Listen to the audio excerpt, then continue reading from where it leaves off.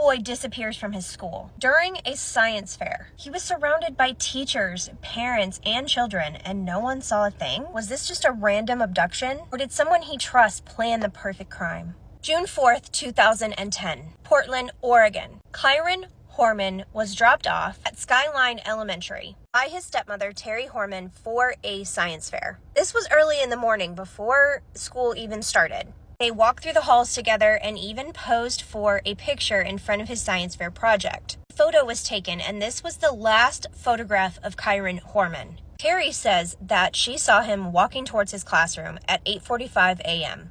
But Kyron never made it to his class. He was marked absent, and no one noticed he was gone until the last of school. At 3:30 p.m., panic set in, and he was reported missing. Hundreds of searchers were sent out to scour the woods and riverbanks, but nothing was found. It was the largest search in Oregon history, but came up short. They didn't find a shoe, they didn't find a backpack, nothing around the school. He was just gone. Tips came in from all over the country, but they didn't lead anywhere either. So the suspicion started to turn, and not on a stranger, on the stepmother herself, Terry. And there was reasons for this. Her timeline didn't match up. There were a lot of gaps. Phone records didn't match either, and then it got really dark. Just a few weeks later, Kyron's father filed for divorce and then put a restraining order on Terry. He claimed that she hired a hitman to try to unalive him. But here's what's crazy. She was never charged.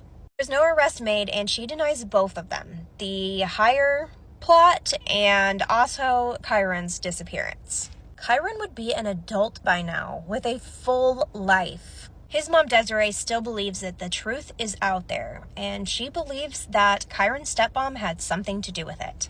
She has pushed and pushed for so many years, but Terry Horman, she kind of cleaned her hands of everything and moved to another state. Also changed her name. In 2023, police confirmed that they are still working the case, and they don't think that it was a random abduction. So what do you believe happened to Kyron Horman? Do you believe it was a random abduction? Do you believe Terry had something to do with it? I think the most chilling part of this case is that he walked away and no one saw a thing. That school was full of kids and parents coming and going, teachers, and no one saw anything.